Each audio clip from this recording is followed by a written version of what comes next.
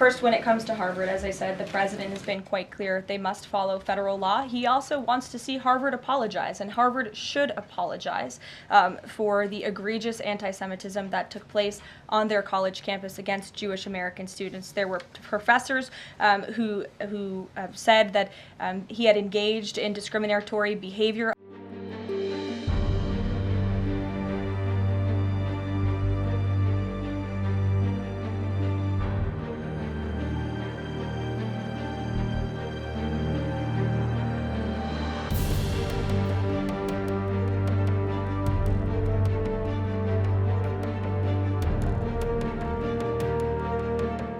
First, when it comes to Harvard, as I said, the president has been quite clear they must follow federal law. He also wants to see Harvard apologize, and Harvard should apologize for the egregious anti-Semitism that took place on their college campus against Jewish American students. There were professors who said that he had engaged in discriminatory behavior against Jewish students. Of course, you had the former president of the university saying bullying and harassment depends on the context.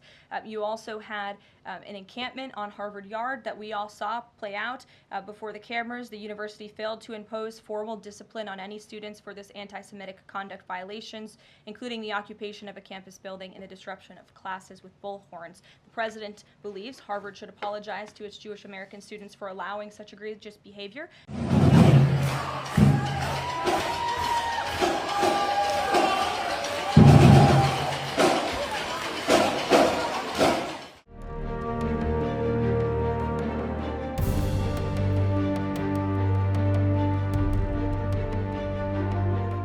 In the basic principle that Jewish American students, or students of any faith, should not be illegally harassed and targeted on our nation's college campuses.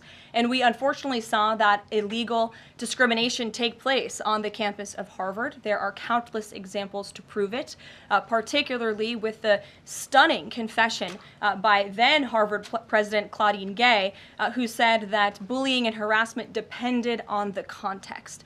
The president at that time made it clear to the American public he was not going to tolerate illegal harassment and anti-Semitism taking place in violations of federal law. So the president made it clear to Harvard, follow federal law, no longer break Title VI, which was passed by Congress to ensure no student can be discriminated against on the basis of race, and you will receive federal funding. Unfortunately, Harvard has not taken the president or the administration's demands seriously. All the president is asking, don't break federal law, and then you can have your federal funding. I think the president is also begging a good question.